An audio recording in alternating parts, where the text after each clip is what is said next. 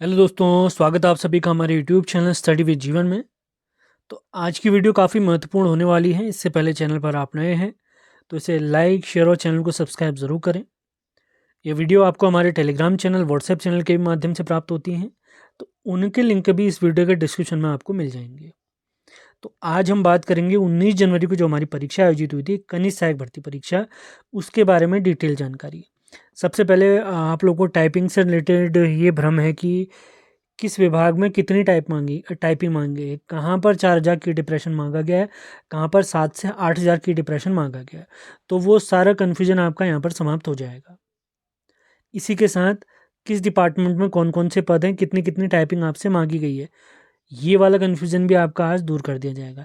इसी के साथ बहुत सारे सवाल आप लोग के द्वारा पूछे जा रहे हैं कि कनिष्ठ सहायक का रिजल्ट कब तक जारी होगा। रिजल्ट जब भी जारी होगा तो टाइपिंग कब तक होगी। इसके अलावा कनिष्ठ सहायक की जॉब प्रोफाइल क्या है, इसमें सैलरी, प्रमोशन इत्यादि कैसे होते हैं, क्या होते हैं, डिटेल जानकारी आपको दी जाएगी। सबसे पहले हम देखेंगे पदों का कंप्लीट विवरण और किस विभाग में कितने पद हैं, कहाँ कितनी टाइपिंग मांगी गई है। उसके बाद हम देखेंगे इसका रिजल्ट कब तक जारी होगा और उसके बाद हम आपको बताएंगे इसकी टाइपिंग कब तक हो सकती है। जो अभी तक हमें जानकारी प्राप्त हुई है उसी के आधार पर आपको जानकारी दी जाएगी। फिर भी मैंने आपको बहुत बार पहले ही बताया हुआ है, अगर आपके नंबर 60 या उससे अधिक हैं तो आपको तो टाइपिंग किसी भी हाल में करनी ही चाहिए, क्योंकि कट ऑफ प्रेडिक्शन वैसे तो नहीं किया जा सकता, लेकिन 60 एक अच्छा स्कोर है।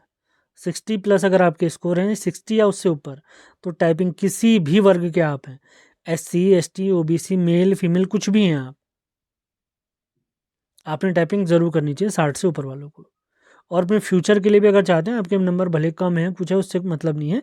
फ्यूचर में भी बहुत सारी ऐसी भर्तियाँ आएंगी जिनमें टाइपिंग मांगते हैं, तो वहाँ पर के लिए भी आप पहले से तैयार हो सकते हैं। तो टाइपिंग वैसे भी आपको करनी चाहिए कि स्किल आपके साथ जुड़ जाएगी। तो बिना टाइम वेस्ट के स्टार्ट करते हैं आज का सेशन। पहले सबसे बड़ी भर्ती मैं आपको बता देता हूँ, डेटा एंट्री ऑपरेटर, जिसके अंतर्गत 3 पद हैं। यह लेवल 5 की भर्ती है, जिसके अंतर्गत हिंदी टाइपिंग मांगी गई है।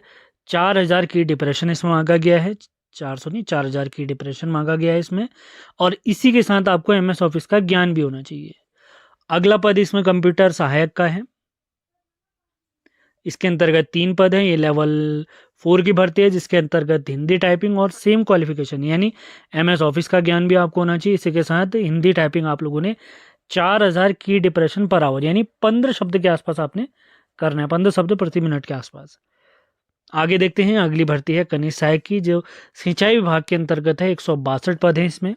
यह लेवल 3 की भर्ती है। इसमें जो हिंदी टाइपिंग पूछी गई है थोड़ी टफ पूछी गई है। जैसे ऊपर डेटा एंट्री ऑपरेटर और कंप्यूटर सहायक के अंतर्गत जो हिंदी टाइपिंग पूछी गई थी, 4,000 की डिप्रेशन यानी 15 शब्द प्रति मिनट पूछा गया था। तो यहाँ पर जो कनिष्ठ सहायक भर्ती परीक्षा है सिंचाई विभाग के अंतर्गत लेवल 3 की, उसके अंतर्गत आपसे 25 शब्द प्रति मिनट हिंदी टाइपिंग पूछी गई है, यानी 7 से 8,000 की डिप्रेशन पर आवर की बात यहाँ पर की गई है। और अधिमान यानी किन को प्रेफरेंस दी जाएगी, यदि कोई इंग्लिश टाइपिंग कर देता है तो उसे अधिमान दिया जाएगा। अधिमान का अर्थ क्या है, ये आवश्यक तो नहीं है। अगर ऐसा होता है कि 2 अभ्यर्थियों के अंक समान हो गए हैं, तो जिस अभ्यर्थी ने इंग्लिश टाइपिंग की होगी या इंग्लिश टाइपिंग पास की होगी तो उसको अधिमान दिया जाएगा, उसका सिलेक्शन हो जाएगा। इंग्लिश टाइपिंग के लिए यहाँ पर किसी भी प्रकार की स्पीड की बात नहीं की गई, सिर्फ कहा गया कि इंग्लिश टाइपिंग आपको आनी चाहिए।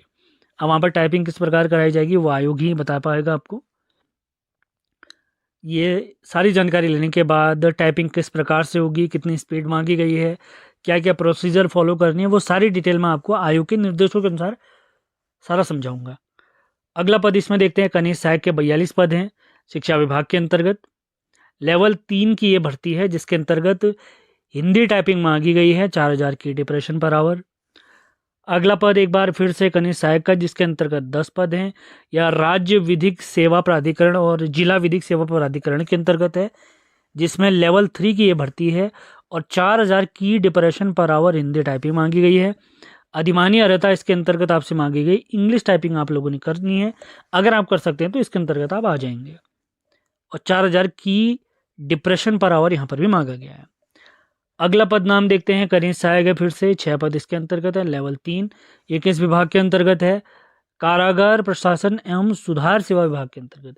इसके अंतर्गत हिंदी टाइपिंग 4,000 की डिप्रेशन मांगी गई है और अधिमानी अर्हता उस अभ्यर्थी को दी जाएगी जो इंग्लिश टाइपिंग भी कर सकेगा।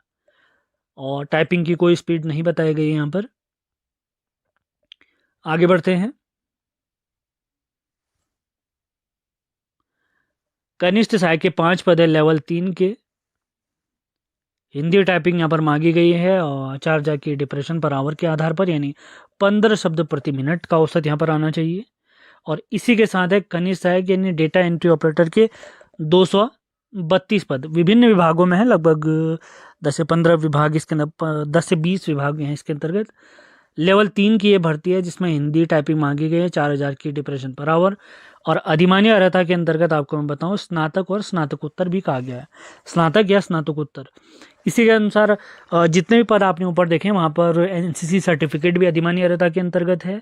और प्रादेशिक सेवा में अगर 2 साल का आपने काम किया है तो वहाँ पर भी आपको अधिमानी अर्हता दी जा सकती है। वो सभी पोस्ट में है, लेकिन केवल स्नातक की बात इस वाले कनिष्ठ सहायक में की गई है और डेटा एंट्री ऑपरेटर में, जहाँ पर विभिन्न विभागों के अंतर्गत 232 पद हैं। तो यहाँ पर अगर कोई स्नातक वाला छात्र आता है या परास्नातक यानी स्नातकोत्तर यानी पोस्ट ग्रेजुएशन वाला अगर कोई आता है तो उसको अधिमानी अर्हता दी जा सकती है। अब ये तो सारी पोस्ट हमारी थी टाइपिंग वाली, लगभग ये आपकी बनती हैं 470 से 80 के बीच में लगभग ये पोस्ट हैं। इसके अलावा मैं आपको बताता हूँ लेवल 2 के अलग अलग पद हैं। सबसे पहले मेट जिसे हम मुंशी भी कहते हैं, सिंचाई विभाग के अंतर्गत 268 पद हैं। लेवल 2 की ये भर्ती है और इसमें कोई भी टाइपिंग नहीं मांगी गई है। इसी के साथ कार्य पर्यवेक्षक के 6 पद हैं, ये भी लेवल 2 की भर्ती है। मैं आपको पिछले वीडियोस में बता चुका हूँ सिंचाई विभाग के अंतर्गत जैसे आप मेट या मुंशी हैं, इसके बाद आप बनते हैं हेड मुंशी। हेड मुंशी के बाद आपका प्रमोशन होता है तो आप बनते हैं कार्य पर्यवेक्षक। कार्य पर्यवेक्षक के बाद आपका प्रमोशन होता है तो आप बनते हैं सींचपाल, जिसकी भर्ती आने के लिए काफ़ी बातें चल रही हैं, देखें कब तक भर्ती आती है। उम्मीद है ये सारी चीज़ें आपको समझ में आई हैं। सेशन पसंद आ रहा है तो इसे तो पदों का कंप्लीट विवरण हमने देख लिया, किस डिपार्टमेंट में कितनी टाइपिंग आपसे मांगी गई है वो विवरण भी हमने देख लिया है। अब बात आती है कि इसका रिजल्ट कब तक जारी होगा। जैसा कि आप सभी को पता है 8 दिसंबर को एक भर्ती परीक्षा आयोजित की थी आयोग ने, स्टेनो भर्ती परीक्षा, जिसका रिजल्ट उन्होंने दिसंबर के आखिर में दिया था। लगभग 1.5 माह का टाइम उसमें लिया गया था आयोग के द्वारा। तो उसी औसत के हिसाब से अगर हम चलते हैं, उसी औसत के हिसाब से चलेंगे तो आपका पेपर रिजल्ट ये मान के चलिए मार्च 15 से पहले आपको देखने को मिल जाएगा। मार्च 15 आखिरी डेट है मान के चलिए, इससे पहले आपको देखने को मिल जाएगा। क्या पता मार्च के पहले हफ्ते में देखने को मिल जाए। जैसे हमें सूचना प्राप्त हुई है उसी आधार पर आपको बताया जा रहा है।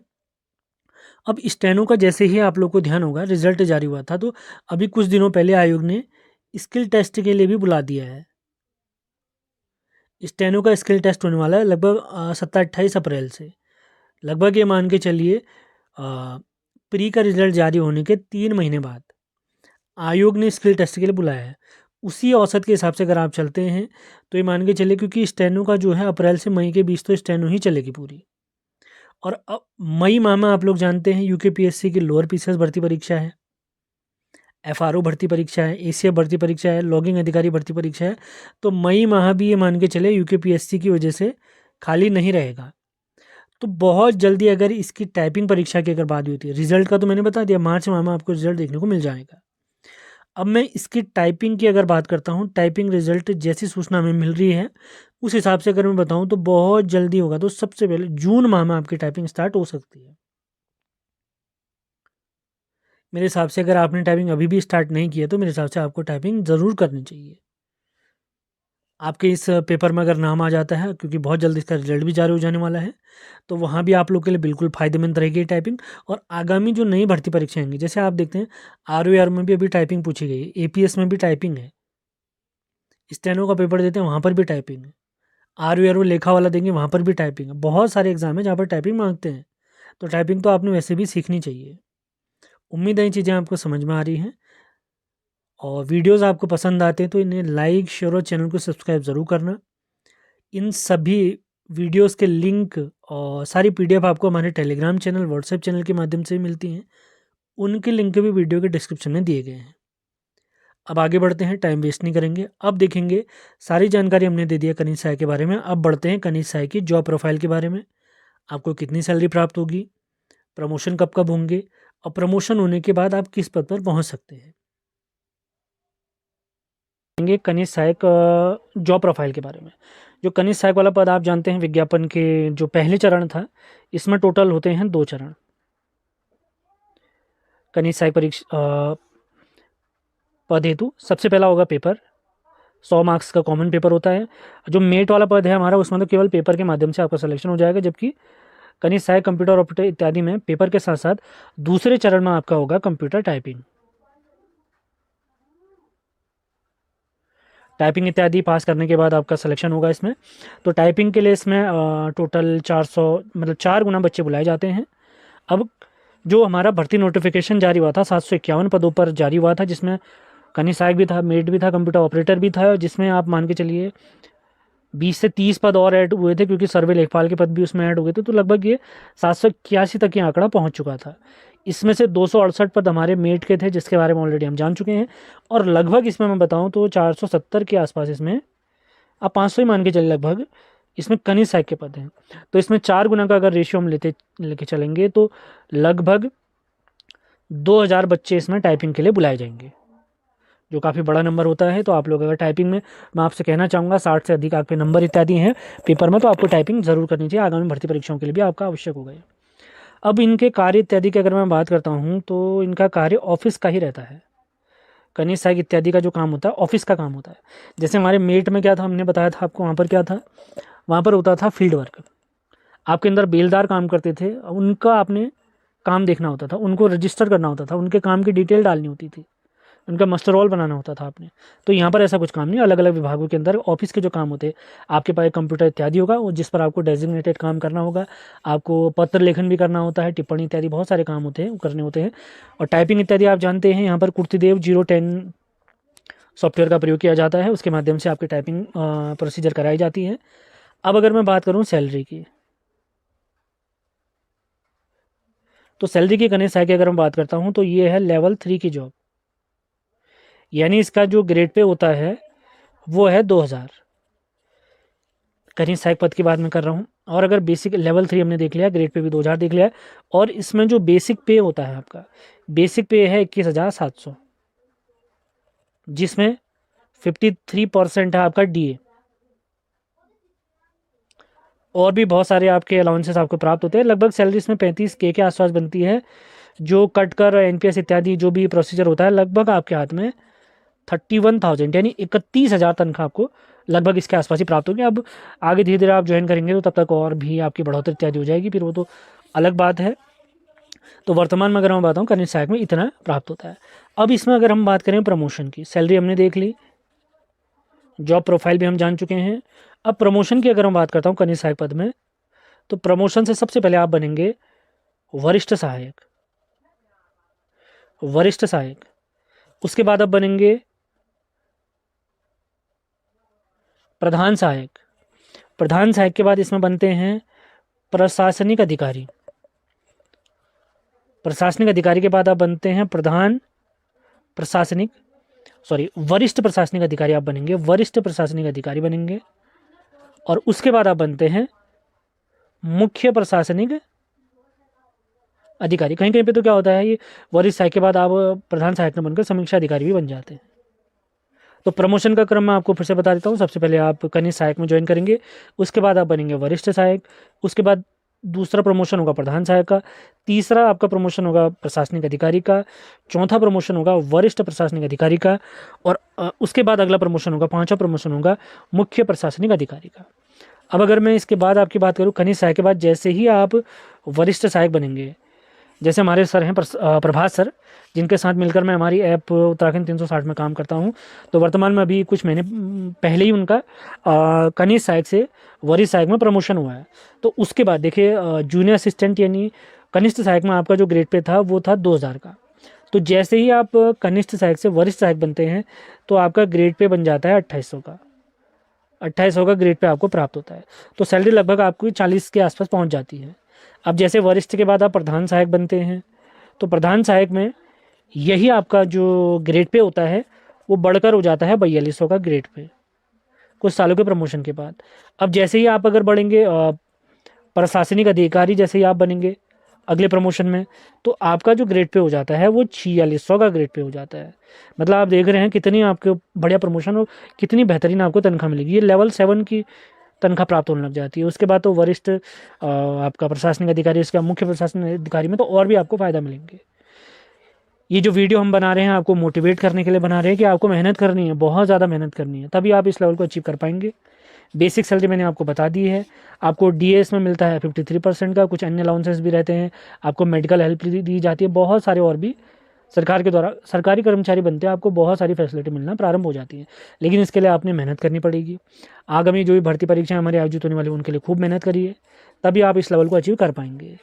सारी डिटेल, जॉब प्रोफाइल, सैलरी इत्यादि मैं आपको बता चुका हूँ, प्रमोशन भी बता चुका हूँ, जॉब प्रोफाइल भी हम जान चुके हैं।